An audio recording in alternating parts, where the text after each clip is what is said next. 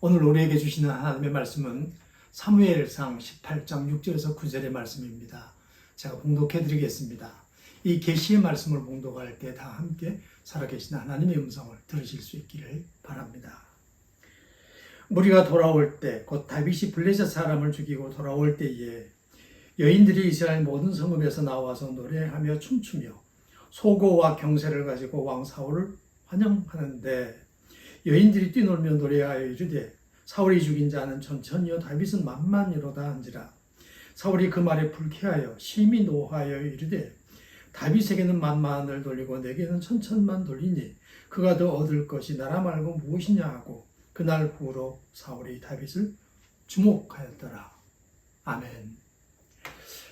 유능한 사람은 적도 친구로 만들지만 무능한 사람은 친구도 적으로 만든다는 말이 있습니다. 이런 기준으로 보면 사울 왕은 유능한 사람이었나요? 무능한 사람이었습니까? 무능한 사람이죠.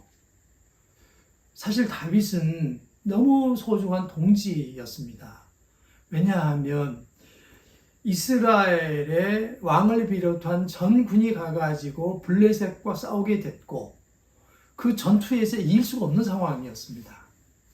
그런데 다윗이 가가지고 그 군대 대장인 골리앗을 무너뜨리고 전투에서 승리했습니다. 있을 수 없는 전승을 가져다 준 사람, 그가 다윗입니다. 결국은 다윗의 공로가 자기 것이니까 사울 왕으로서는 너무 고맙게 생각해야 되는 입장이죠. 그런데 놀랍게도 그렇게 생각하지 않았습니다. 아시는 대로 다윗은 사울의 사위가 되지 않습니까?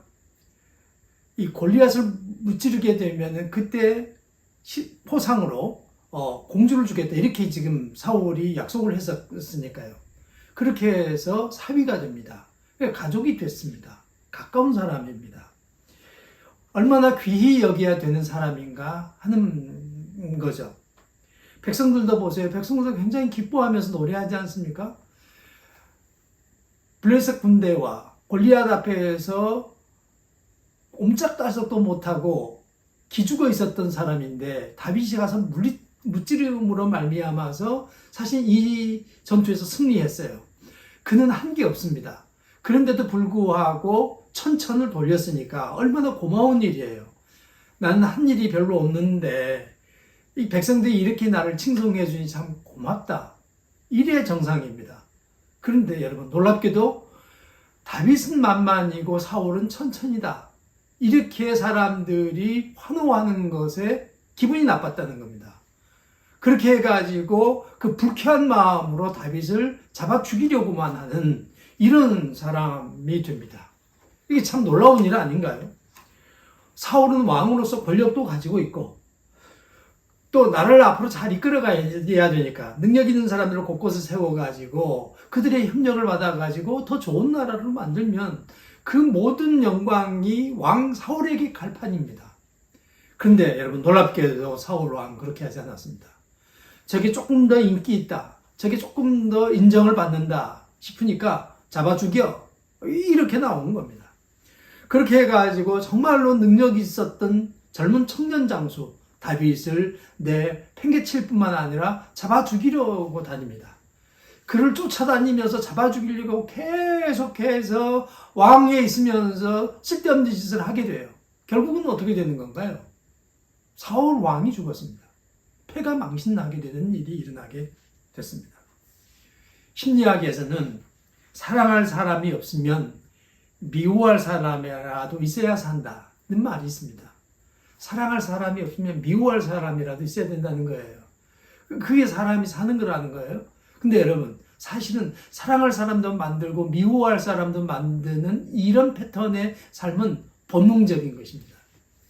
그 본능을 뛰어넘는 지혜로운 사람이 되어야 되는데 이 본능에 묶여가지고 사랑한 사람도 만들지만 계속 미워할 사람을 만드는 이런 사람으로 살아가게 되면 이런 사람은 자기 인생도 고달프고 그 주변에 있는 사람들을 다 힘들게 하는 그런 인생을 살아가게 되는 거죠.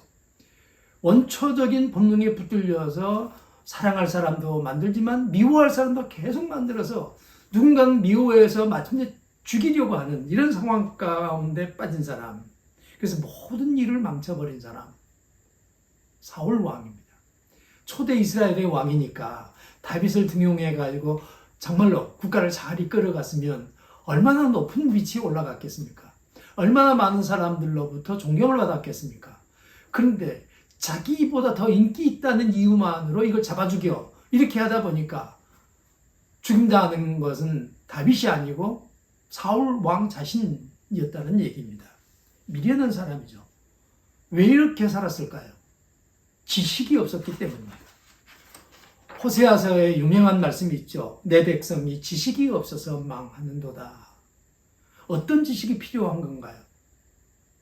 적도 동지로 만들 수 있는 지식이 필요한 거죠. 그건 상당히 인문학적인 지식이죠.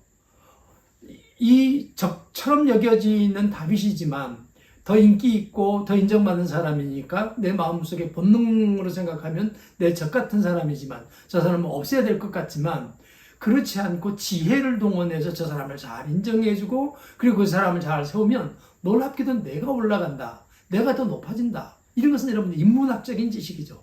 이런 부분에 조그만큼의 지식만 있었어도 사울이 이렇게 하지 않았을 것입니다. 그게 털끝만큼의 지식도 없었던 거죠. 그래서 그 좋은 자리에 있었음에도 불구하고 모든 것을 다 무너뜨리고 결국은 모든 것을 다 잃어버리는 사람이 되고 맙니다. 그 개인도 불행했고 사실은 이스라엘로서도 굉장히 불행한 일이었습니다. 그리고 괴롭힘을 당한 다윗 또한 괴로운 일이었어요. 그래서 통일된 조국을 만드는 데까지 굉장한 시간을 들이게 됩니다. 다윗이 굉장히 힘겨운 과정을 지난 다음에야 비로소 통일된 이스라엘을 만들게 되죠. 만약의 경우 사울이 역할을 제대로 했었으면은 이스라엘이라고 하는 나라가 조기에 굉장히 탄탄한 나라가 됐을 것입니다. 근데 그와 같은 일을 이루지 못하고 사울 왕은 죽고 말았습니다. 정말로 중요한 것은 약간의 지식이에요. 굉장한 지식이 필요한 것도 아닙니다. 저 사람을 높이면 내가 높아진다는 것을 아는 그 약간의 지식이 있었으면 본능을 따라서 다윗 죽이려고 쫓아다니지 않았을 것입니다. 결국은 그렇게 혈안이 되어서 다윗 죽이려다가 자기 인생만 망치고 만 사람, 그가 사울입니다. 여러분 예수님을 보시면 예수님의 다른 점이 뭔가요? 예수님은 내세울 것 없는 사람들을 모아가지고 제자로 삼습니다.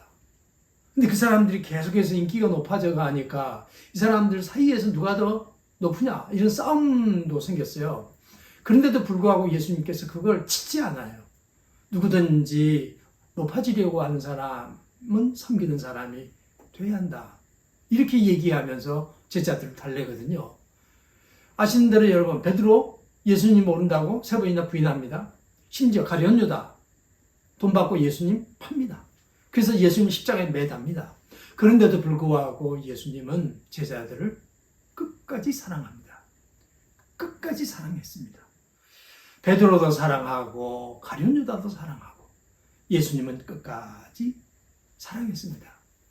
비록 십자가에 죽임 당하셨으나 부활하신 다음 제자들에게 당신이 못다 이룬 사역을 부탁하게 되는데 여러분 놀랍게도 그 사랑받았던 제자들은 자기들의 목숨을 바쳐서 선생님께서 하셨던 그 길을 갑니다. 그리고 그분이 가지고 전파하고자 했던 진리를 세상에 전하는 사람들이 됩니다. 자신들의 목숨을 바쳐서 그렇게 했습니다. 자기를 알아주는 사람을 위해서 남자는 목숨을 바친다. 이런 얘기가 있습니다. 자기를 인정해주는 사람을 위해서 남자는 목숨을 바친다는 겁니다. 예수님의 제자들이 선생님을 위해서 목숨을 바쳤습니다. 교회는 바로 그분들의 피 위에 세워졌습니다. 거기서부터 여러분 많은 사람들이 들어가서 구원을 얻을 수 있는 방주가 만들어진 거 아니겠습니까? 성도들의 눈물을 닦아주는 아름다운 역사가 교회 공동체 안에 있게 됐는데 그와 같은 위대한 사역을 이루는 주춧돌이 예수님이셨습니다. 예수님의 용서였습니다. 한없이 넓은 가슴으로 품는 예수님의 그 큰 사랑. 원초적 본능을 따라서 살아가는 것이 아니라 사랑하고 또 사랑하는 그 예수님의 큰 사랑이 오늘날 전 세계에 많은 사람들에게 기쁨을 주는, 생명을 주는 교회로 탈바꿈하게 된 겁니다. 여러분들은 지금 어떻게 살아가고 계신가요? 누군가를 사랑하나요? 미워하시나요? 지혜로 살아가고 계시나요? 아니면은 원초적인 본능을 따라서 살아가고 계시나요? 여러분, 누군가를 미워하면서 살아가는 일을 이제 그만하면 어떻겠습니까? 용서하고 또 용서해버리는 거죠. 그리고 하나님 나라를 위해서 사랑하고 또 사랑하는 사람, 그렇게 살아가십시다.